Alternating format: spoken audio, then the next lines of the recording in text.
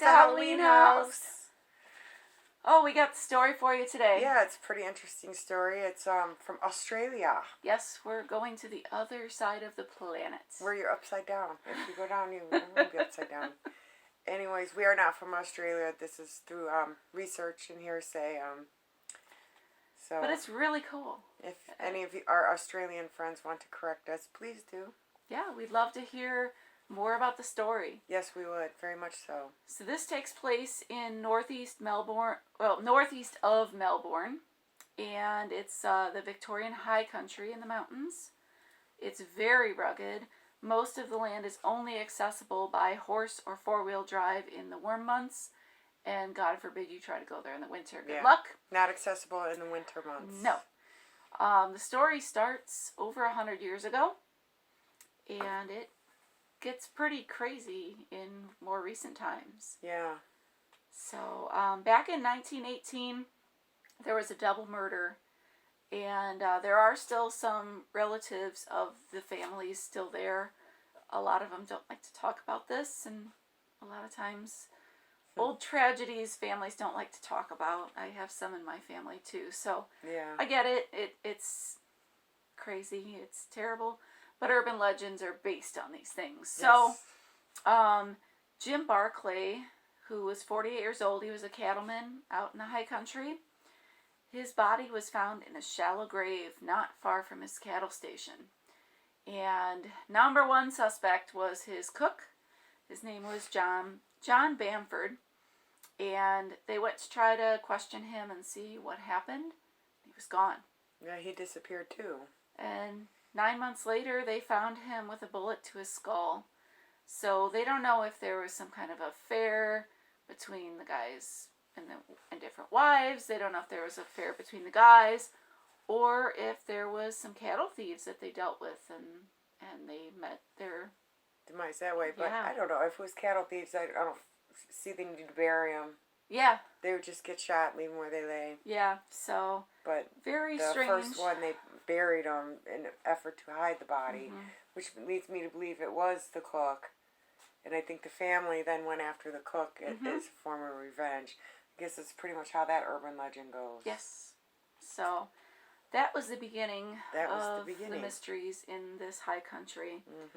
We don't know how many strange things may have happened between now and then. But the next one comes in 2008. Yes. Was that Warren Meyer? He was 57, and he was an experienced hiker. And this is just supposed to be a simple 6-mile walk. Yeah. And it was a warm fall day. He was an experienced hiker, so he would have been in good shape. And he just disappeared. He's never seen again. But it coincides Couple things. There was an escaped psych ward patient that had homicidal tendencies. That was in that area at the time. So we don't know if that had something to do with it. Seems like that's kind of crazy. Coincidental. But that could be. They also said that it was a national park. And when they were searching for him, they found a marijuana plantation in that area. And so, I mean, that happens around here in the Midwest. In the Midwest, in the United States, it happens. Yeah, they'll plant in the middle of a national park. They'll plant in a farmer's field. Anywhere where nobody on the ground is going to notice. Yeah, but if you accidentally stumble upon it and there happen to be people there, it's... Yeah, you might it's not going to end well for you. Yeah. It's Sapphire. Sapphire always loves to be in our videos, if you've noticed. But, she's quite the ham. There were reports of gunshots in the area at that time.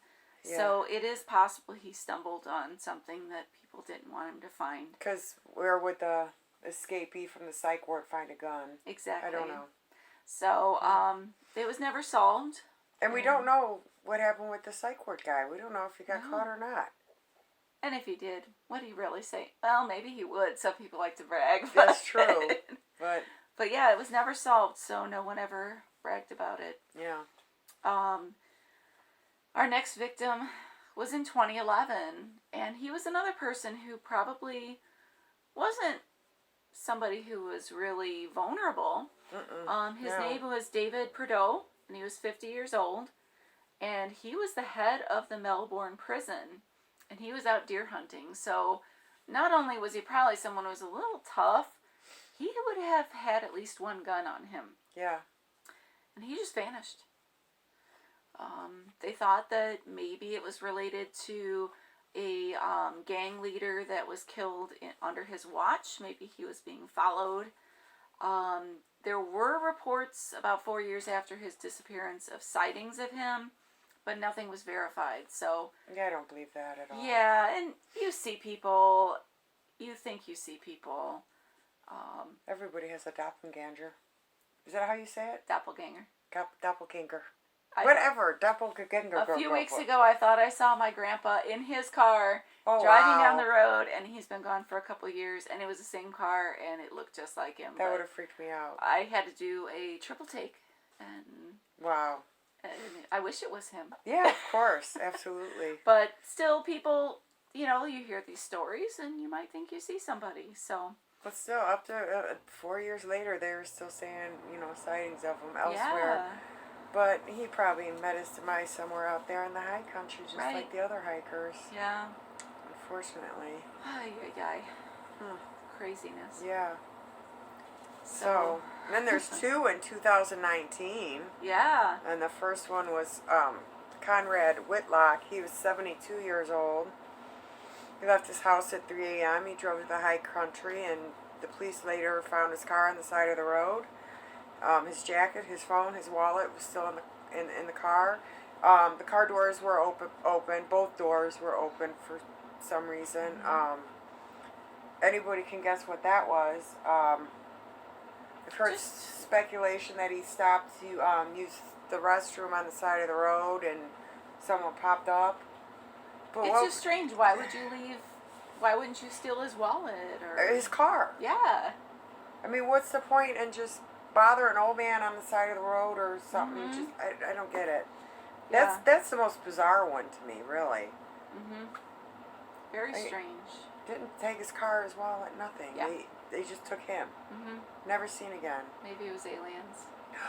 We didn't explore that avenue. It could be aliens.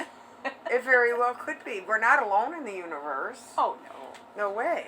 So just a couple months after Mr. Conrad disappeared. Because Conrad was in July of 2019, and here we are in October. So a gentleman named Nils Becker wanted to celebrate his 39th birthday with a 5-day hike. And he had been training for this. He was an avid bushwalker. This was not a guy who was a stranger to this terrain. No, not at all. And he was not old. No, 39. Yeah. And he just disappeared. Yeah. Where did he go? Never to be found again. No trace of him. Nothing. Yeah. Just vanished. And these are all in one area. Yeah. So, just really a very interesting mystery. Yes, very. Is And then there I a black guess hole there? Like, what are they finding? What do they call them? We go through a wormhole into another dimension, and you just disappear. So, we go from October 19 to March of 2020, and there was a couple. They were in their 70s, Russell Hill and Carol Clay. We don't know if they were just a couple or if maybe one of them was having an affair. There's a lot of stories out there, so we're not really sure. About Russell and Carol? Yes. No, we are sure. Russell was married. Okay. And Carol was his longtime lover of 20 plus years. Oh, okay. Yeah. All right. My research didn't show that. So, see, this is why we do research. So, they told their families they were going on a week-long camping trip. Well, Russell told his wife he was going by himself. Yes. But, and there's evidence that Carol had let some family members of hers know that she was going with him. I think the affair was pretty much an open secret because Russell's wife referred to Carol as a longtime family friend. So Russell's wife was certainly aware of Carol. And like I said, the affair had been going on for 20 years. Okay. So, yeah. Again, this is why we do research on these things, because we want different sources, and, that's how you figure things out. But, yeah, they went out there, and Oh boy. So yeah, that was. we don't know how long they were gone, but they were eventually reported missing. And a cattleman who was only 26 years old, his name was Lachlan Culkin. Cocaine? He Culkin? rode his horse out to the area where they were going to be camping. And on the grassy plain where they had pitched their tent, he found a really disturbing scene. He was really taken aback by it because the campsite was burned to the ground. The belongings of the couple was heaped in a pile, and all strewn about the valley were deer carcasses, like 600 to 800 feet apart. Yeah, and they weren't deer carcasses, and you would hunt them. It was for fun, for sport. Yeah. They simply killed them And for left the them. sake of killing them, and that was 300 to 600 feet apart each carcass. It's just an insane very amount. disturbing. Yeah. I mean, if you're hunting, you maybe leave the entrails for the coyotes or something, Yeah, or the but- dingoes, whatever out there. But to just leave the carcasses is really sad. And their disappearance has not been solved either. No, and what was missing from the campsite was a drone and the sleeping bags. And it is presumed that the sleeping bags acted as body bags. But again, they were never found. Yeah. Very, very sad. Strange. And very recent. Yeah. And he was flying his drone around, so again, you know, the pot farmers are getting the blame for it. They think the pot farmers are out there and saw the drone flying around and came at night and, you know, attacked and killed them, stole the drone, and used the sleeping bags as body bags. Well, and making a scene like that would intimidate other people from being out there. Yes, true. But And the the big person Yeah. who's getting a lot of fingers pointed at him, which we don't think he probably needs them, is the Button Man, Yeah. or Buttons, as some of the Yeah. locals call him. He's just a recluse that lives out in the woods, older guy, and because he's a recluse and not living normal life, people make up stories about you. So, he's got all kinds of people saying, oh, he did this, or he should know who did this, whatever. They think that they think his camp has a 360-degree view of everything that went on, and that whatever happened to these people, this Button Man knows about, or had a hand in it, Yeah. or whatever. And There's no evidence that the police or anyone else considered not at him all. part of this. But again, because he maybe Yeah. talked to some of these people.